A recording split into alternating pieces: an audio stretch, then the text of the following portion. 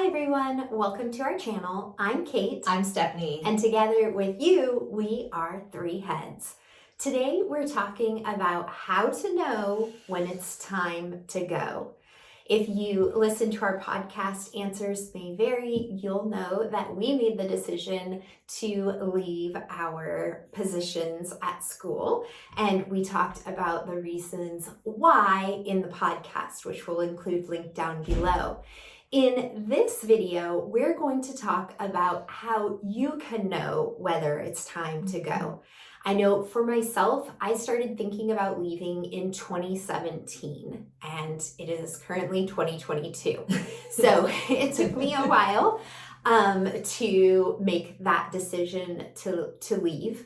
But it can be hard to tell, is what I'm feeling the result of the circumstance? Is it the result of my school, or is it truly how I feel about where I'm at in this profession and it is time to go?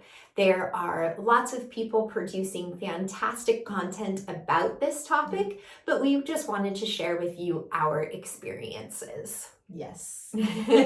So let's get started. This is how we knew it was time for us to go.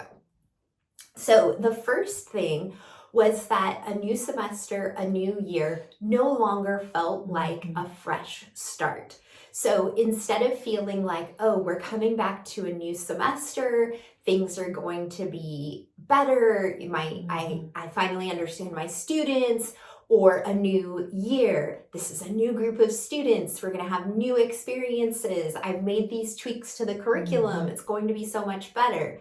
You sort of just feel like the years are rolling together and there's not really a differentiation from year to year. It just feels like same old problems, new day, but you don't feel that sense of fresh start, clean slate. Yeah. And I think that for me, that kind of came when I think Kate has always been, and we've talked about this in other blogs, like, I don't want to go back to school. Like, I'm ready for and I want to be in summer forever. And I'm the opposite. I always was like, no, I'm ready to go back. New year. It's going to be great. I have all these ideas for how to make things better. I feel rested. And the last few years, I haven't felt rested. It's felt like, well, I'm not ready to go back. I don't want to go back. I go back and it's like, oh, I don't want to deal with this person again. Or, I'm not ready for this. And like, because that's so opposite of how I felt for so long, that was really telling for me that like, oh, like something is different. I'm not happy here. And I think also the past couple of years is where you've really put a concerted effort into like having a true break. Yes. Not working, having the opportunity to reset. Yeah. So it wasn't like you hadn't given yourself that chance. It's funny because by the time I actually was ready, it seemed very abrupt. And it to me felt like the natural outworking of a lot of other changes that I kind of didn't anticipate leading to this, but it felt very much like, oh yeah, this seems really abrupt, but when I trace it back, it's been coming for a long time. Yeah. And I think that's a good kind of sign as well. Yeah. Another way that you can see that you're headed toward it's time to go is when you are retreating. You're retreating into yourself, or you're retreating into your classroom, where you really don't want to be involved in your school. You don't really want to be involved with your colleagues. You've sort of put up this like, I'm going to do my own thing in my own classroom. And I think that there are lots of teachers who have that mindset. And we would probably say that that is a signal that you should be reflecting on whether or not where you're at is a good place for you. Now, sometimes that circumstance can be improved by just going to a different Yeah. school site. I say just going to a Right. different school That's site. a big decision That's too. a big decision to make, especially when you're a teacher, if that means leaving your district and losing your tenure and things like that. So I'm not like underplaying, but in terms of major life changes, just going to another school is sort of the easiest fix Yes. for something. Sometimes it's leaving your subject matter. I don't think that there is a teacher who knows about what it is to teach English who doesn't think it is the worst subject to teach. You have the most work. Yeah. You have the most pressure. And I always tell people when they ask me like, oh, should I become a teacher? Or I want to become a teacher. And I'm like, you should be a PE teacher because we get paid the same. And yeah, you have to put up with like a lot of attitude. But when you leave, you leave. Yeah. And I tell people I would never want somebody to become an English teacher because of the pressure that comes along with being an English teacher. So some people alleviate that by changing. They get a different credential. Yes. They start teaching, not extracurricular. They start teaching. Electives. Electives, yes. I was like, it starts with an E. And that is in no way to say less of any of those jobs. They're all No. important. We need all those subject matters. But the fact of the matter is, when you're teaching writing, you are going to have more work to grade than someone who teaches another subject area. Right. I would add to that in terms of that kind of retreating. I know for me, my first, 14, 13 years, I loved being part of the school community and engaging with other teachers, but I also loved being there for my students, like to unhealthy degrees. And, just wanting to be there, wanting to be supportive, wanting to be available. And this year I did not. I wanted to do my work. And I felt like, I gave you directions. Why are you asking me questions? Yeah. And that again is so not like me, to just be at this point where I'm like, I don't want to be available to you. I don't want to be helpful to you. And that makes me sad because that's not who I want to be. I love working with students and building those relationships. And so that was telling that, again, something bigger is going on here than just a bad week or a bad year. Yeah, that's true, because I was the one who came up with that, like, oh, let's stay after and do office hours for this essay. Let's do office hours for that essay. Let's be available for this. And you, as you're saying that, I'm flashing back to those and I'm thinking, you were telling me, I'll go to be with you and we can, try to work on whatever it is, like planning type things. But you weren't like, oh, that's a great idea, so we can help students. Obviously, you were helping students. Of course. You were there for students, but it was more about, oh, well, I would be there with you anyway, so. Yeah, or like a no man left behind kind of thing of like, oh, okay, well, I'm not going to make her go tutor all the students by herself, so I'll be there, which again, that's so telling because that's literally like the opposite of our dynamic in many other years where I was the one saying, oh, we need to do this, we need to do that, and you're like, no, boundaries, Stephanie, boundaries. And so I think again, that's just really telling to me that like something is going on here. Yeah. Another thing that I can tell you is that you are no longer seeing the kind of results that you need in order to be able to come back and like fight the good fight. Mm-hmm. I don't know of any teacher who needs like 100% success rate in order to keep coming back. But there's some sort of like invisible threshold for all of us that is what keeps us coming back and makes us feel like, oh, it's worth it. Because you give up a lot in order to be a teacher. And for most people, that's a sacrifice that they're willing to make because they're reaching some sort of threshold, whatever it is. And I don't even think for the two of us that it's the same. I think it's very different. But once you feel like I'm not getting that return anymore. Mm-hmm. And it's not just on one assignment because, Right. or one unit, because, okay, you just rework it, come back next year and try it again. And if it doesn't work, then you think, okay, should I change it or drop it? Or, but you just feel like everything I do is not hitting that threshold that makes me feel like this is worth it. And for me, it started in 2017 I was not hitting that threshold. And every year I was like, I'm not going to come back. I'm not going to come back. And I would have a conversation with my husband, like, can we make this happen? You'd be like, 1 more year. And then finally, I think probably I should not have come back this past year. I probably should not have. I had a total like snapping moment, lost it with my husband, totally misplaced anger, which we'll talk about in a moment. That probably was like my moment where I should have said no, but I didn't. And I came back, and unfortunately I didn't make it all the way through the school year. I was giving it 100% the whole time I was there though. So I felt comfortable with my decision to leave mid-year because I knew I had given my students 100% the whole time that I was there. Yeah.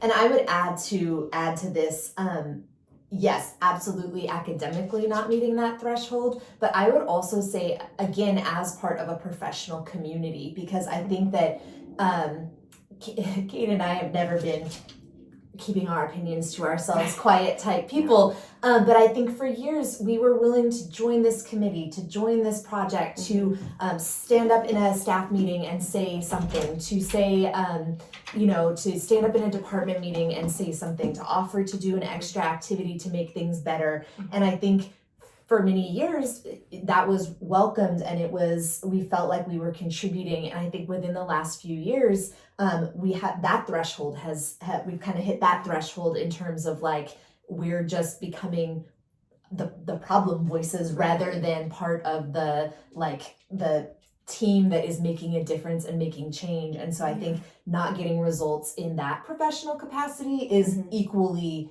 a part of contributing to that decision as well, not just in your own classroom. We never shied away from criticizing or critiquing. I'm sure we criticized, critiquing, complaining, but we were also some of the first people to be like, well, yeah, I'll be there. Let's see what we could do to improve this. Yeah. I'm sorry for sort of stepping out of the frame so I could let the dog in so she would stop scratching at the door. Okay, so circling back to anger. You are angry all the time, and oftentimes that anger is expressed at the wrong people. And I found that in myself. I was expressing my anger or my frustration, probably with my husband, it was frustration, expressing my frustration to my husband on a regular basis. And lots of times it was just venting type things, but that snapping moment, my anger was directed at him, and he had done nothing. He hadn't even said, you can't leave. It was nothing. I was unloading the dishwasher and just lost it. You're making me humiliate myself. Doing no sort of that thing. So there was that. And then I also found, I have a son. He just turned 11 years old.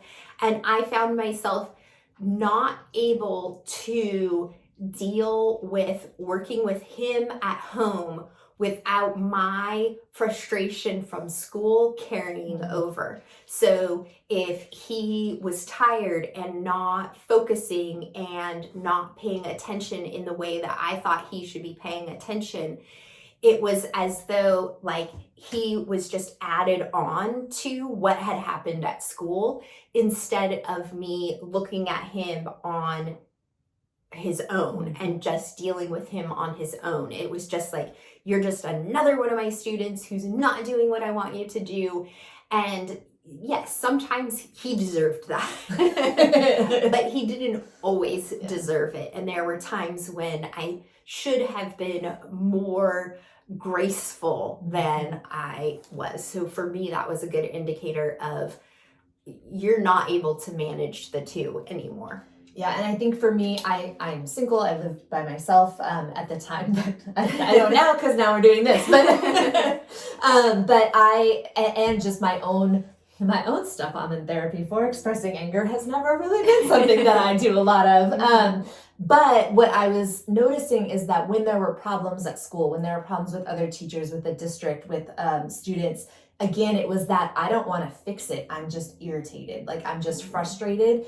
But I think also for me, it was that in retrospect, as I obviously there's a lot of reflection that goes into that, but realizing like, I can't remember the last time that someone said, how's work? And I've had anything good to say. Yeah. Like it's, when I'm realizing like, gosh, like I talk about work a lot in therapy and it's never good. And, people ask how's work? And I'm like, terrible. And then, but like, that's telling too, that it's like, I think it's that thing where I didn't realize how unhappy work was making me. Like, I think that I thought I was unhappy about all these other things in my life. And as those started to get better, it was like, I'm still not happy. And this job is a huge part of that. And so I think similarly with kind of just that negative attitude, even if it's not necessarily coming out as anger toward individuals. You do start to wonder, like, am I just an unhappy person? Like, I don't remember that I was always unhappy, but for me, it had been 18 years. Like, I don't, and I won't say that I was unhappy that whole time, but I've made no secret that I was a reluctant teacher, that it was not ever something that I felt was a calling. It just felt like something I was good at, but I don't know that I was ever happy in the profession. Yeah. Another thing is that, sorry, we have notes that we've got jotted down here. You don't know how to make it better. We have talked about how we like to make things better. We like to revise things. We like to improve things. So for us, it was never an issue of an unwillingness to change. But we did have a sort of threshold of, I'm not willing to drop here. I'm willing to make all the changes that I need to and stay above here, but I'm not willing to go here. And we ran out of ways that we knew how to stay up here and make things work. And I know for myself, and I think Stephanie was the same, is that I wasn't willing to drop down here and keep coming back. I couldn't be somebody who was just phoning it in. I couldn't be the stereotype of like, I got tenure, kicking my feet up, laminating my lesson plans, I'm done. Playing a movie every day. Not to say that like that was our threshold. No. But just that for me to be able to stay, I had to stay up here.